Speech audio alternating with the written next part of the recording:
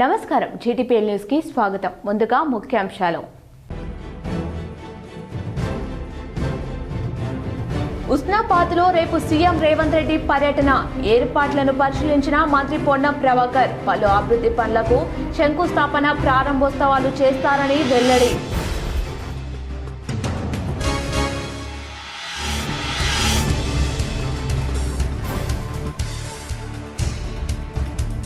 పంచాయతీ పోరులో జోరుగా నామినేషన్లు. రెండో విడత నేటితో ముగిసిన నామినేషన్ల స్వీకరణ. ఉమ్మడి కరీంనగర్ జిల్లాలో 8 గ్రామ పంచాయతీలు ఏకగ్రీవం, మరికొన్ని ఏకగ్రీవమయ్యే అవకాశం.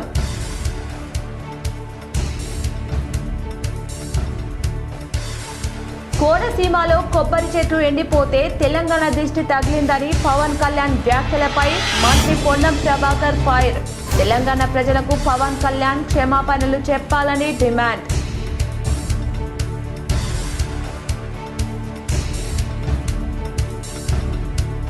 బాలికలు చదువుతో పాటు క్రీడల్లోనూ ముందుండాలని, అత్యుత్తమ ప్రతిభ కనబర్చాలి. కరీంనగర్ జిల్లా స్థానిక సంస్థల కలెక్టర్ అశ్విని తనాజీ వాకడే.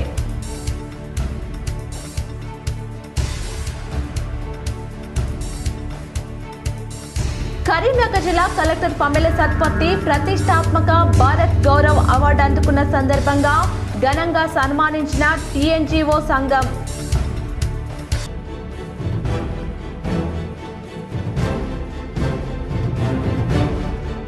మున్సిపల్ కార్మికులకు ప్రత్యేక వైద్య కేంద్రం. కార్మికులు సిబ్బందికి 30 లక్షల జీవిత బీమా. కరీంనగర్ కలెక్టర్ పమెల సత్పతి వెల్లడి.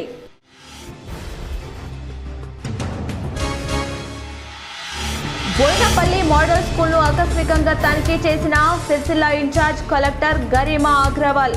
ప్రణాళిక ప్రకారం చదివి ఉన్నత స్థానాలకు ఎదగాలని విద్యార్థులకు సూచన. గాంధీ కుటుంబం ఈ దేశం కోసం అనేక త్యాగాలు చేసిందని సీఎం రేవంత్ రెడ్డి అన్నారు. మోతీలాల్ నెహ్రూ కుటుంబం అగ్ర శ్రీమంతుల కుటుంబమని వ్యాఖ్యానించారు. ఆ రోజుల్లోనే వేలాది కోట్ల రూపాయలను దేశ స్వాతంత్ర పోరాటం కోసం ఖర్చు చేశారన్నారు.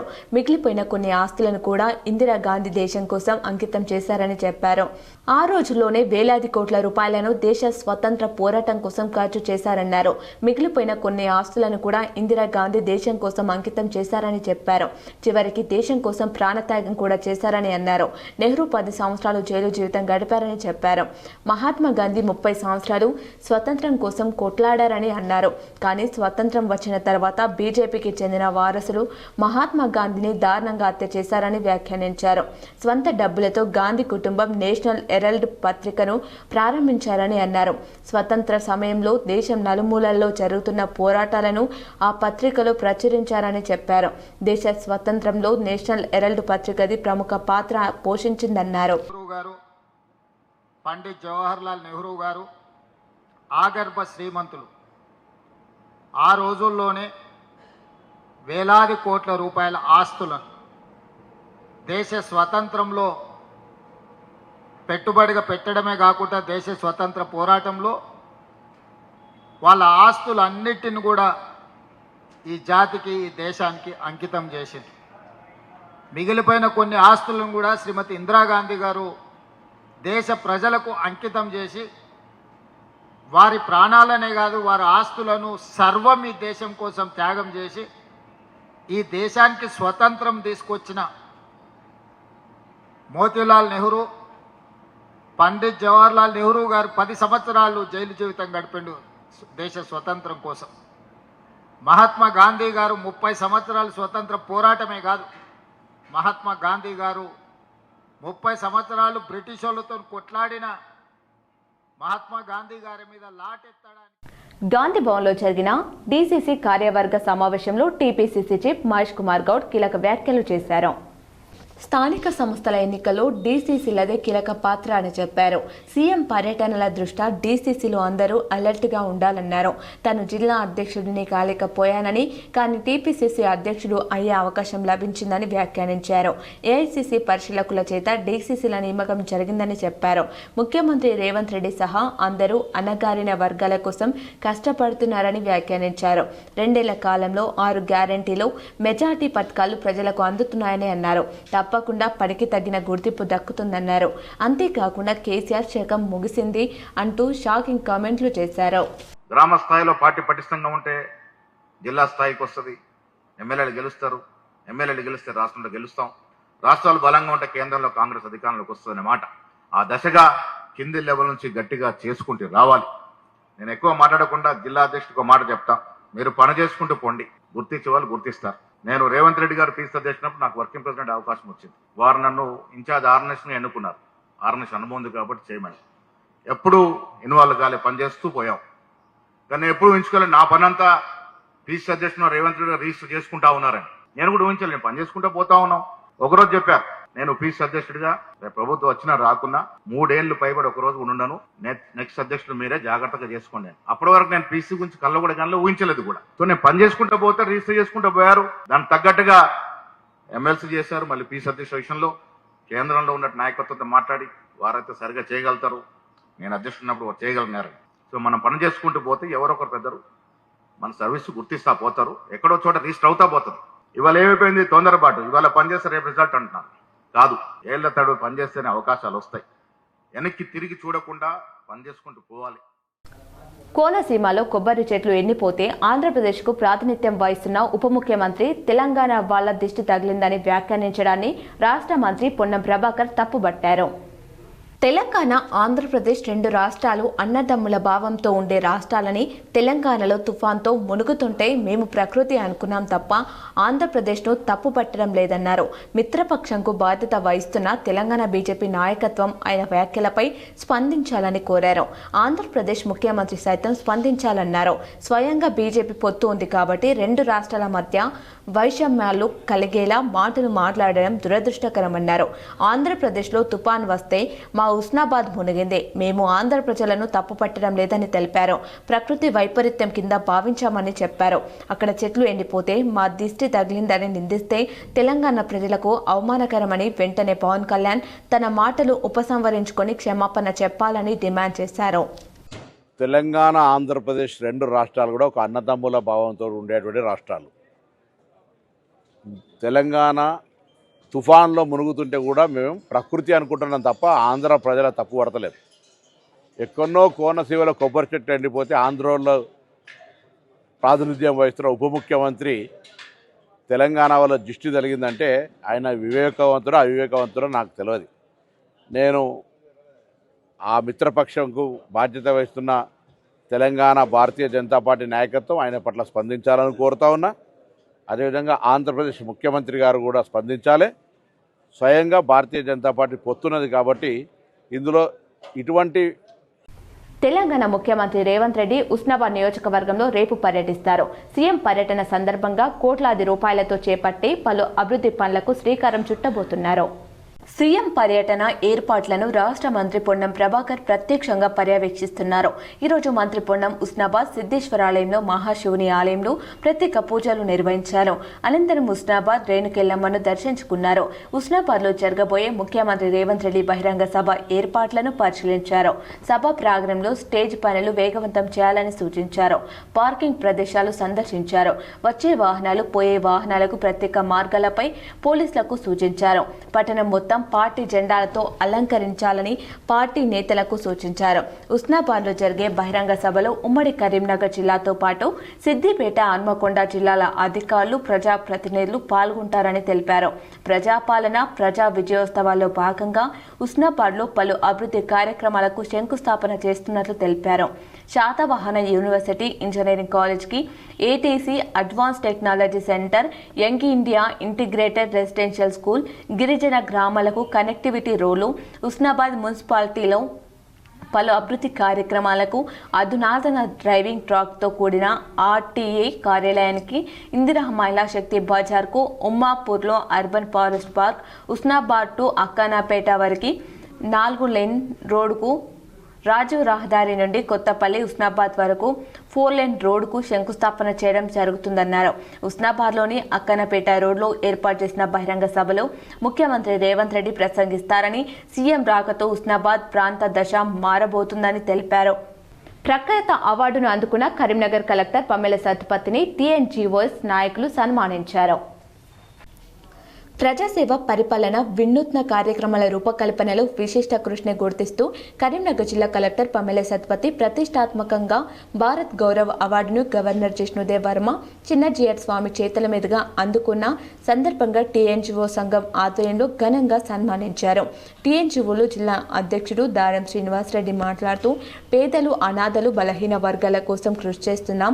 జిల్లా కలెక్టర్కు ఈ అవార్డు రావడం సంతోషకరమైన విషయమని తెలిపారు. జిల్లా యంత్రాంగం ఆధ్వర్యంలో అనాథ బాలికకు వివాహం నిర్వహించడం మానవత్వానికి నిలువెత్తు ఉదాహరణగా నిలిచిందన్నారు. శుక్రవారం సభ పేరిట ప్రతి శుక్రవారం నిర్వహిస్తున్న ప్రత్యేక కార్యక్రమం మహిళల అభ్యున్నతికి ఎంతో దోహదం చేస్తుందని తెలిపారు. మహిళ ఆరోగ్యంగా ఉంటేనే సమాజం ఆరోగ్యంగా ఉంటుందనే భావనతో ఆరోగ్య మహిళ కార్యక్రమం ద్వారా మహిళలందరికీ 50,000 ఖరీదైన ఉచిత వైద్య పరీక్షలు చేయించడం గొప్ప విషయమని అన్నారు. కార్యక్రమంలో టీఎన్జీఓల జిల్లా అధ్యక్ష కార్యదర్శులు దారం శ్రీనివాస్ రెడ్డి, సంఘం లక్ష్మణరావు, కోశాధికారి కిరణ్ కుమార్ రెడ్డి, రాష్ట్ర ఉపాధ్యక్షులు రాగి శ్రీనివాస్, కార్యదర్శి సర్దార్ అర్మిందర్ సింగ్, తిరుమల శారద, 4వ తరగతి ఉద్యోగుల సంఘం అధ్యక్షులు, కార్యదర్శులు కోట రామస్వామి, శంకర్, లవ్ కుమార్, కమలాకర్, కరుణాకర్ తదితరులు పాల్గొన్నారు.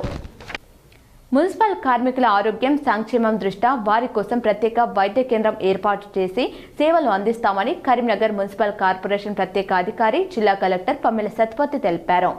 వారధి సొసైటీ సహకారంతో మున్సిపల్ కార్మికులకు పీపీఈ కిట్ల పంపిణీ కార్యక్రమానికి కలెక్టర్ హాజరయ్యారు. మున్సిపల్ కమిషనర్ ప్రఫుల్ దేశాయ్తో కలిసి కార్మికులకు రక్షణ కిట్లను అందజేశారు. ఈ సందర్భంగా కలెక్టర్ మాట్లాడుతూ మున్సిపల్ కార్మికులు విధిగా పీపీఈ కిట్లను ధరించాలని, ఆరోగ్య జాగ్రత్తలను తప్పక పాటించాలని సూచించారు. ఇప్పటికే మున్సిపల్, పంచాయతీ కార్మికులకు జిల్లా యంత్రాంగం తరపున ఇన్సూరెన్స్ ప్రీమియం చెల్లిస్తున్నామన్నారు. ప్రస్తుతం కార్మికులతో సహా జవాన్లు, ఇన్స్పెక్టర్లు, శానిటేషన్ వర్కర్లు, ఎలక్ట్రిసిటీ కార్మికులతో సహా ప్రమాదాలు జరిగే అవకాశం ఉన్న సిబ్బందికి 30 లక్షల ప్రమాద బీమా చేయించామని వివరించారు. కార్మికుల శ్రేయస్సు కోసం ప్రత్యేక వైద్య కేంద్రాన్ని ఏర్పాటు చేస్తామని తెలిపారు. ఈ కేంద్రంలో వైద్యుడు సహా మందులు అందుబాటులో ఉంటాయని, కార్మికులతో పాటు వారి కుటుంబ సభ్యులు కూడా ఈ సేవలు వినియోగించుకోవచ్చని తెలిపారు. మున్సిపల్ కమిషనర్ ప్రఫుల్ దేశాయ్ మాట్లాడుతూ కార్మికుల సంక్షేమం కోసం కరీంనగర్ మున్సిపల్ కార్పొరేషన్ అనేక కార్యక్రమాలు చేపడుతుందని అన్నారు. కార్మికులు వారి కేవైసీ వివరాలు సమర్పించాలని సూచించారు. కార్మికుల కోసం ప్రతి నెల ఈఎస్ఐ చెల్లిస్తున్నామని, అనారోగ్య రీత్యా సెలవులు అవసరమైన వారు ఈఎస్ఐ ద్వారా జీతాలు పొందవచ్చని తెలిపారు. మున్సిపల్ కార్పొరేషన్లో ప్రతి కార్మికునికి బీమా, వైద్య సదుపాయం కల్పిస్తున్నామని అన్నారు. అనారోగ్యంతో ఉన్న కార్మికులు మెడికల్ ఇన్వాల్యుయేషన్ కోసం దరఖాస్తు చేసుకోవచ్చని సూచించారు. కార్మికుల ఏ సమస్య అయినా పరిష్కరించేందుకు సిద్ధంగా ఉన్నానని తెలిపారు. వాళ్ళ భయం ఏంటంటే మనం డీటెయిల్స్ ఎంట్రీ చేయగానే మన బదులు ఇంకా వేరే వాళ్ళ దగ్గరికి తీసుకుంటారు కాబట్టి వాళ్ళు అలా అపోహాలుకి గురి అయ్యి వాళ్ళు డీటెయిల్స్ ఎంట్రీ చేయరు. సో అట్లా కూడా కొంత ఉండిపోతుంది. కొంత మన నోటీస్లో కూడా ఉంటుంది. జవాన్స్కి అయితే పక్కడదన్నీగా తెలిసినా కూడా వాళ్ళు దానికి మాకు చెప్పరు. ఇన్ఫార్మల్గా కూడా కొంత వాళ్ళ వైపు కూడా జవాన్లు దానికి అడ్వాంటేజ్గా తీసుకుంటారు. సో బదిలీ వర్కర్స్ అంటే 30-70 ఒకరి బదులు ఒకరి వచ్చి పనిచేస్తున్నారు. క్లియరెన్స్ లేదు, డ్యూటీ సర్టిఫికేట్ లేదు, ఏమీ లేదు. బదిలీగా వచ్చారు. వచ్చి చేసేటప్పుడు షాక్లో పడిపోయి పారాలిసిస్ తర్వాత ఇబ్బంది పడ్డారు. ఆ కేసులో మనకి సహాయం చేయండి అని చెప్తే ఏం చేయగలుగుతామో చెప్పండి. అచీవర్స్ యాక్టివ్ పాఠశాలకు చెందిన ప్రీ ప్రైమరీ విద్యార్థులు పాఠ్యాంశంలో భాగంగా ఈరోజు డీర్ పార్క్ను సందర్శించారు. విద్యార్థులకు పర్యావరణ పరిరక్షణ, వన్యప్రాణుల సంరక్షణ అనే అంశంలో భాగంగా డీర్ పార్క్ను సందర్శించడం జరిగిందని పాఠశాల ప్రిన్సిపాల్ సిహెచ్ పల్లవి తెలిపారు. ఈ సందర్భంగా పాఠశాల డైరెక్టర్ సిహెచ్ వెంకటేశ్వర్లు మాట్లాడుతూ విద్యార్థులు క్షేత్రస్థాయిలో వివిధ పరిసరాలను సందర్శించడం వలన ప్రత్యక్షంగా అవగాహన పెంపొందించుకుంటారని తెలిపారు. ఈ సందర్భంగా ఉపాధ్యాయులు విద్యార్థులకు మొక్కలపై అవగాహన కల్పించి వన్యప్రాణుల యొక్క ఆహారపు అలవాట్లు, పక్షుల ఆవాసాలు మరియు జీవనం గురించి వివరించారు. ఢిల్లీలో జేడీ నడ్డాకు ఎంపీ అరవింద్ జన్మదిన శుభాకాంక్షలు తెలిపారు. భారతీయ జనతా పార్టీ జాతీయ అధ్యక్షులు, కేంద్ర ఆరోగ్య, రసాయన మరియు ఎరువుల శాఖ మంత్రి జేపీ నడ్డాకు నిజామాబాద్ పార్లమెంట్ సభ్యుడు ఎంపీ అరవింద్ జన్మదిన శుభాకాంక్షలు తెలియజేశారు. ఈ సందర్భంగా ఢిల్లీలోని నడ్డా కార్యాలయంలో సహచర పార్లమెంట్ సభ్యులు డీకే అరుణ, రఘునందన్ రావు మరియు గోడం నాగేష్లతో కలిసి జన్మదిన శుభాకాంక్షలు తెలిపారు. అధిక లోడుతో వెళ్తున్న ఇసుక లారీల వల్ల తాము అనేక ఇబ్బందులు పడుతున్నామని ఇసుక లారీలను గ్రామస్తులు అడ్డుకొని రోడ్డుపై బటాయించారు. కరీంనగర్ జిల్లా వీణవంక మండలం మామిడాలపల్లి గ్రామ మానేరు వాగు పరివాహక ప్రాంతం నుండి ప్రాతినిధ్యం మండలాది లారీలతో ఇసుకను అధిక లోడుతో తీసుకెళ్లడంతో రోడ్లు మొత్తం గుంతలమయంగా మారి దుమ్ము ధూళితో తీవ్రమైన ఇబ్బందులు పడుతున్నామని, ఈ విషయాన్ని అధికారుల దృష్టికి తీసుకెళ్లినా పట్టించుకోవడం లేదని ఆరోపిస్తూ గ్రామస్తులు ఇసుక లారీలను అడ్డుకున్నారు. ప్రజల యొక్క శ్రేయస్సును దృష్టిలో పెట్టుకుని తగు చర్యలు తీసుకోవాలని వారు కోరారు. జగిత్యాల జిల్లా కొరుట్ల పట్టణంలోని సాయిరామ దేవాలయంలో దత్త జయంతి ఉత్సవాల్లో భాగంగా తేదీ 27/11/2025 గురువారం నుండి మొదలుకొని తేదీ 4/12/2025 గురువారం వరకు ప్రత్యేక పూజ కార్యక్రమాలు నిర్వహించడం జరుగుతుంది. ఇందులో భాగంగా తేదీ 2/12/2025 మంగళవారం ఉదయం 9 గంటలకు నిత్య మండపారాధన, దత్త పారాయణ, హోమం, హస్తమూర్తులకు విశేష అభిషేకాలు, అనంతరం చండీ హోమం నిర్వహించారు. కుంకుమార్చన మధ్యాహ్నం 12 గంటలకు శ్రీ సాయినాథుని విశేష ఆరతి, తీర్థప్రసాద వితరణ అనంతరం అన్నదాన కార్యక్రమం చేపట్టారు.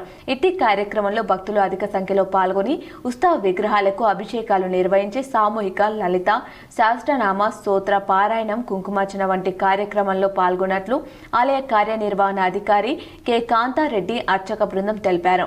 ఈ కార్యక్రమంలో ఆలయ ప్రధాన అర్చకులు రమేష్, వినయ్ శర్మ, ఆలయ ఈవో కాంతారెడ్డి, గడ్డం కిరణ్, నేమూరి భూమయ్య, పెంట అరవింద్, అల్లె సదాశివ్, నిమ్మల శ్రీనివాస్, దేవరాజం, కోటగిరి నాగభూషణం, చిలువేరి విద్యాసాగర్ తదితరులు పాల్గొన్నారు. జగిత్యాల జిల్లా కొరుట్ల పట్టణంలోని కల్లూరు రోడ్లో గల గ్లోబల్ ఐడ్స్ హై స్కూల్లో సోమవారం సాయంత్రం గీతా జయంతి సందర్భంగా అంగరంగ వైభవంగా జయంతి వేడుకలు నిర్వహించడం జరిగింది. ఇట్టి కార్యక్రమానికి ముఖ్య అతిథిగా విచ్చేసిన శ్రీ శ్రీ శ్రీ విశోక తీర్థస్వామి మాట్లాడుతూ, భగవంతుని వాక్కు భగవద్గీత అని జగద్గురు శ్రీకృష్ణ పరమాత్మ మానవ కళ్యాణానికి ఇచ్చిన సందేశమే శ్రీమద్ భగవద్గీత అని ఆయన అన్నారు. ఇట్టి కార్యక్రమానికి విశేష అతిథులుగా విచ్చేసిన మంచాల జగన్, రెడ్నోల రామారావు దంపతులు, ఇట్టి కార్యక్రమానికి విశేష అతిథులుగా విచ్చేసిన మంచాల జగన్, వడ్నాల రామారావు దంపతులు, కత్నేష్ లక్ష్మీనారాయణ, చింత సూర్యనారాయణ, డైరెక్టర్ గట్ల ప్రకాష్ మాట్లాడుతూ, పాఠశాల స్థాయి నుంచి విలువలతో కూడిన విద్య అందిస్తే సమాజం సుఖ సంతోషాలతో ఉంటుందని వారు అన్నారు. కరెస్పాండెన్స్ లక్ష్మి ఈ విద్యా సంవత్సరంలో కంఠస్థం చేయించిన మొదటి అధ్యాయంలోని శ్లోకాలను సామూహికంగా పిల్లలతో పారాయణం చేయించడం జరిగింది. ఈ సందర్భంగా మంచాల జగన్ మరియు రామారావు భగవద్గీత పుస్తకాలు విద్యార్థులకి పంపిణీ చేశారు. సమాజానికి కావాల్సినటువంటివి రెండు ముఖ్యమైనటువంటివి. ఒకటి విద్యాలయం, రెండవది దేవాలయం. విద్యాలయములో మనిషి జీవించడానికి కావాల్సినటువంటి యొక్క జీవింప చేయడానికి కావాల్సినటువంటి యొక్క మన సనాతన ధర్మాన్ని, మన సంస్కృతిని, మన కరీంనగర్ జిల్లాలో రాజు రహదారిపై జరిగిన రోడ్డు ప్రమాదంలో ఎన్నికల విధులు నిర్వహించే 3 ఉద్యోగులతో పాటు మరో 2 గాయపడ్డారు. తిమ్మాపూర్ మండలం ఇందిరానగర్ వద్ద రాజీవ్ రహదారిపై 2 కార్లు ఎదురెదురుగా ఢీకొన్నాయి. ఈ ప్రమాదంలో ఎన్నికల విధులు నిర్వహించే Bojjanki RI Santosh, head constable Kanakaiah, typist రమేష్లకు గాయాలయ్యాయి. మరో కారులో ఉన్న 2 గాయపడ్డారు. గాయపడ్డ వారిని కరీంనగర్ ఆసుపత్రికి తరలించారు. గాయపడ్డ వారిలో 2 పరిస్థితి విషమంగా ఉన్నట్లు స్థానికులు తెలిపారు. కరీంనగర్ నుండి హైదరాబాద్ వైపు వెళ్తున్న కారు ఎదురుగా వస్తున్న కారును ఢీకొట్టడంతో ప్రమాదం జరిగింది. అదుపు తప్పి డివైడర్ను దాటుకొని ఎదురుగా వచ్చిన కారును ఢీకొట్టినట్లు స్థానికులు తెలిపారు. కారు తుక్కు కావడంతో కారు ఎంత వేగంగా ఉందో అర్థమవుతుందని భావిస్తున్నారు. అదే రోడ్డుపై గత రాత్రి తిమ్మాపూర్ స్టేజ్ వద్ద గుర్తు తెలియని వాహనం ఢీకొట్టడంతో విద్యార్థి నాయకుడు పొన్నం శ్రీకాంత్ ప్రాణాలు కోల్పోయారు. రోడ్డు దాటుతుండగా గుర్తు తెలియని వాహనం ఢీకొట్టినట్లు భావిస్తున్నారు. మృతుడు జిల్లా గ్రంథాలయ సంస్థ మాజీ చైర్మన్ పొన్నం అనిల్ సోదరుడు. రాజీవ్ రహదారిపై నిత్యం ఏదో ఒక చోట ప్రమాదాలు జరుగుతుండటంతో వాహనదారులు రోడ్డు పక్కన ఉన్న గ్రామాల ప్రజలు భయాందోళన చెందుతున్నారు. కరీంనగర్ జిల్లాలో రైతుల ఆందోళనకు దిగారు. ధాన్యం కొనుగోలు జాప్యం, తరుగు పేరుతో కోత పెట్టడాన్ని నిరసిస్తూ ధర్నా, రాస్తారోకో నిర్వహించారు. తిమ్మాపూర్ మండలం పోరండ్లలో సహకార సంఘం ఆధ్వర్యంలో ధాన్యం కొనుగోలు సక్రమంగా జరగడం లేదని రైతన్నలు రోడ్డెక్కి ధర్నా చేశారు. సహకార సంఘం ఆధ్వర్యంలో ఉన్న గొర్రెల సొసైటీ కార్యాలయాన్ని మూసివేయించారు. సొసైటీ ఎదుట రైతులు ధర్నా రాస్తారోకో నిర్వహించారు. నెల రోజుల నుండి కొనుగోలు కేంద్రాల్లోనే పడిగాపులు కాస్తున్నామని ఆవేదన వ్యక్తం చేశారు. ఇటీవల 43 కిలోల చొప్పున తూకం వేసి ట్రాక్టర్లను రైస్ మిల్లర్ల వద్దకు పంపితే తరుగుపేట బస్తాకి మరో 5 కిలోలు అదనంగా కట్ చేశారని రైతులు తెలిపారు. తరుగు పేరిట రైతులకు తీవ్ర నష్టం కలిగిస్తున్నారని ఆవేదన వ్యక్తం చేశారు. ప్రభుత్వ యంత్రాంగం సొసైటీ పాలక వర్గం చొరవ తీసుకుని తరుగు పేరిట కోత పెట్టకుండా వెంటనే ధాన్యం కొనుగోలు చేసేలా చూడాలని డిమాండ్ చేశారు. రైతుల ఆందోళనతో సొసైటీ అధికారులు రైతులకు ఇబ్బంది లేకుండా ధాన్యం కొనుగోలు చేస్తామని, ప్రస్తుతం 3000 క్వింటాల ధాన్యం కొనుగోలుకు రైస్ మిల్లు నుంచి అలాట్మెంట్ వచ్చిందని తెలిపారు. అధికారుల హామీతో రైతుల ఆందోళన విరమించారు. ఒక సంచికి 40 కిలోల బతకు 42 కిలోలు పెట్టిన సంచితోటి అట్లా ఒక 4-5 రోజులు నడిచినాయి. తర్వాత మళ్ళీ ఏదో కొంచెం నూకైతుందని తాలుందని 43 కిలోలు చేసిరు. 43 కిలోలతో ఒక 6 ట్రాక్టర్లు పోయినాయి రేణుకుంటకు. తర్వాత మళ్ళీ తెల్లారి 4 ట్రాక్టర్లు పోయినాయి, 10 ట్రాక్టర్లు అక్కడనే 2 రోజులు 3 రోజులు ఉన్నాయి. ట్రాక్టర్ డ్రైవర్లు కూడా 2 రోజులు ఆటోలు వచ్చి వాళ్ళు ఏమనంటే వాళ్ళను అడిగితే ఏమంటారు, రైస్ మిల్లు మన సొసైటీ వాళ్ళు కొంటాం అనుకుంటా వాళ్ళు కొంటలేరు, అక్కడ వాళ్ళు ఆర్డర్ ఇస్తలేరు అంటారు రైస్ మిల్ వాళ్ళు. కాబట్టి గవర్నమెంట్ ఎట్లనే చేసి ఖచ్చితంగా మా వడ్లను కొనాలి. దాదాపు ఒక 100 ట్రాక్టర్లు అవుతాయి, 100 మంది రైతులు ఉన్నారు. కాబట్టి వీళ్ళని వెంటనే ఈ గవర్నమెంట్ కొనాలని చెప్పి మేము రైతులను డిమాండ్ చేస్తున్నాం, కోరుతాము. వడ్లు స్టార్ట్ అయిన రోజు 42 కిలోల. రాష్ట్రంతో పాటు రామగుండం నియోజకవర్గంలో కమిషన్ల పాలన కొనసాగుతుందని మాజీ ఎమ్మెల్యే కొరకంటి చందర్, బీఆర్ఎస్ నాయకులు కౌశికారి ఆరోపించారు.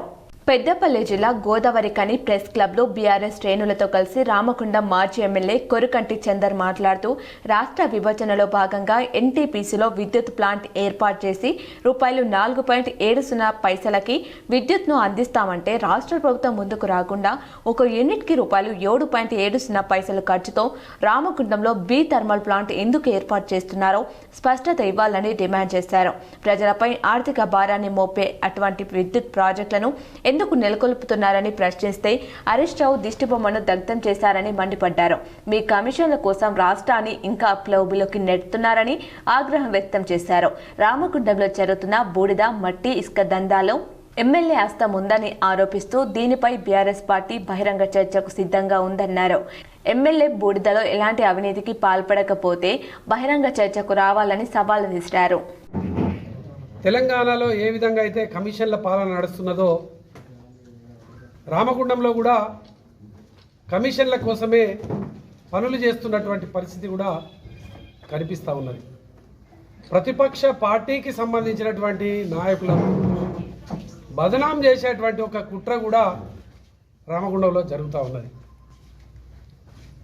మొన్నటికి మొన్న చౌరస్తాలో హరీష్ రావు గారి దిష్టిబొమ్మ దగ్ధం చేయడంతో పాటు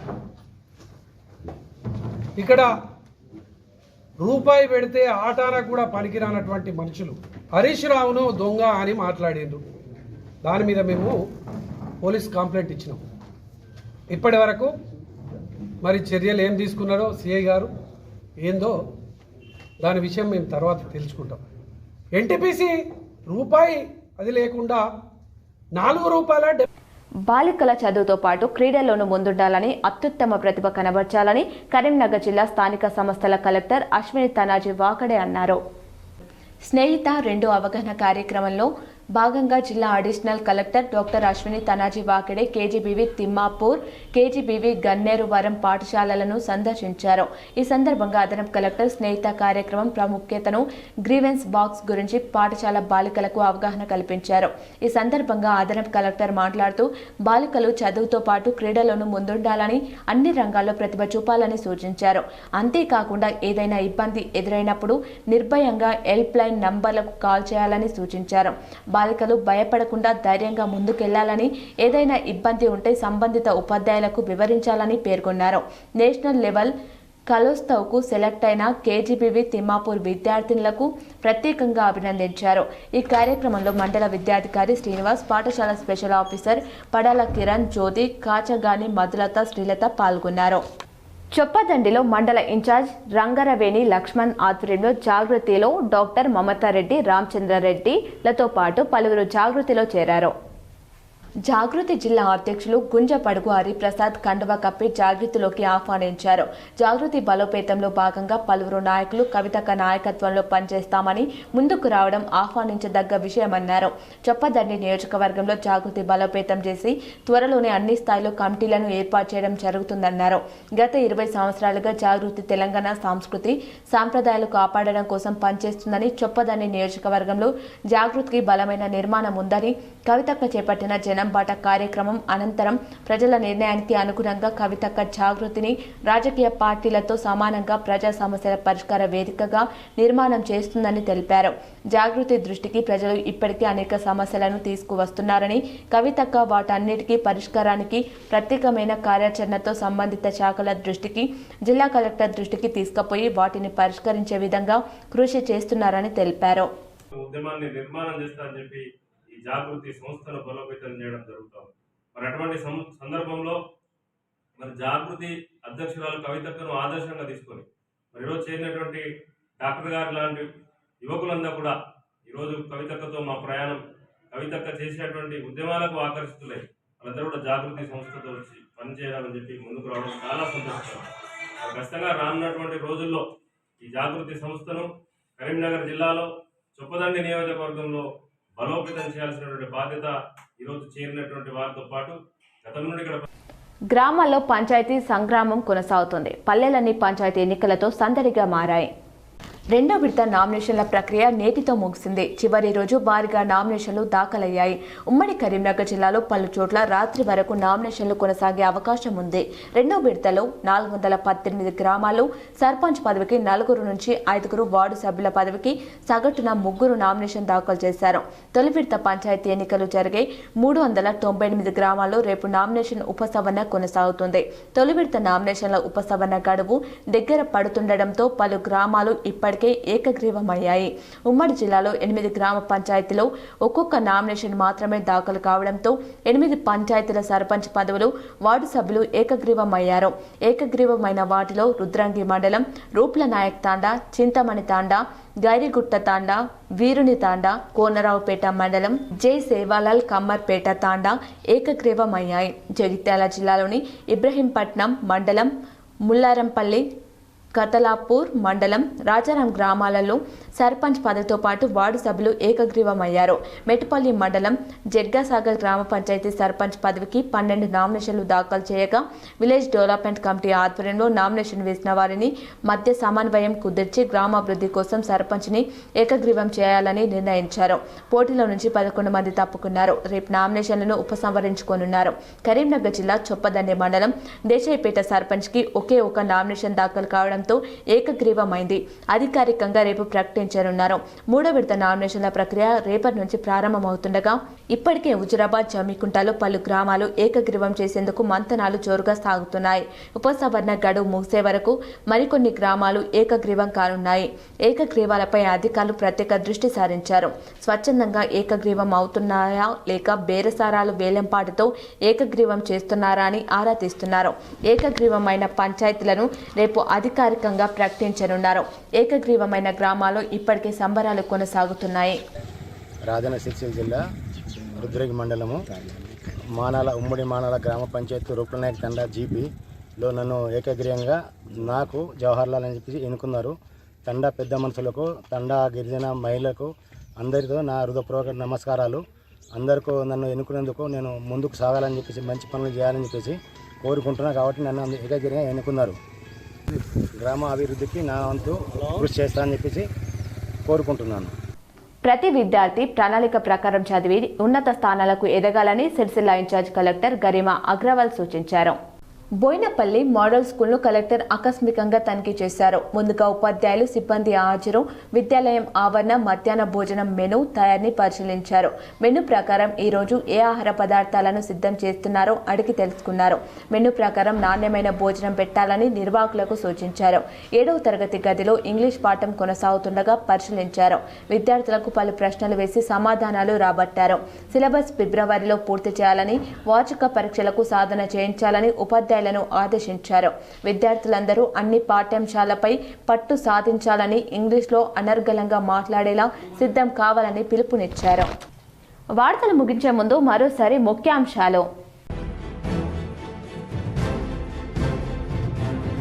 ఉస్నాబాద్లో రేపు సీఎం రేవంత్ రెడ్డి పర్యటన, ఏర్పాట్లను పరిశీలించిన మంత్రి పొన్నం ప్రభాకర్. పలు అభివృద్ధి పనులకు శంకుస్థాపన, ప్రారంభోత్సవాలు చేస్తారని వెల్లడి.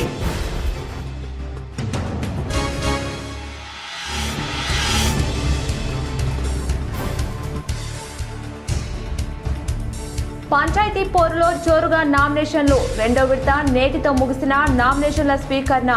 ఉమ్మడి కరీంనగర్ జిల్లాలో 8 గ్రామ పంచాయతీలు ఏకగ్రీవం, మరికొన్ని ఏకగ్రీవమయ్యే అవకాశం.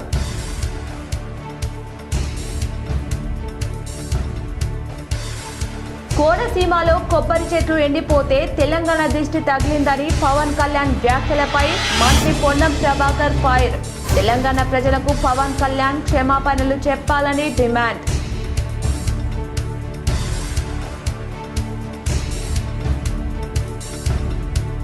బాలికలు చదువుతో పాటు క్రీడల్లోనూ ముందుండాలని, అత్యుత్తమ ప్రతిభ కనబర్చాలి. కరీంనగర్ జిల్లా స్థానిక సంస్థల కలెక్టర్ అశ్విని తనాజీ వాకడే.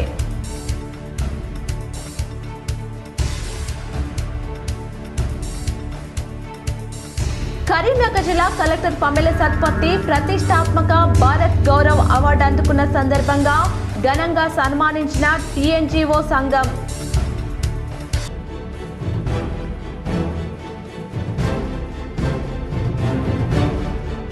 మున్సిపల్ కార్మికులకు ప్రత్యేక వైద్య కేంద్రం, కార్మికులు సిబ్బందికి 30 లక్షల జీవిత బీమా. కరీంనగర్ కలెక్టర్ పమెల సత్పతి వెల్లడి.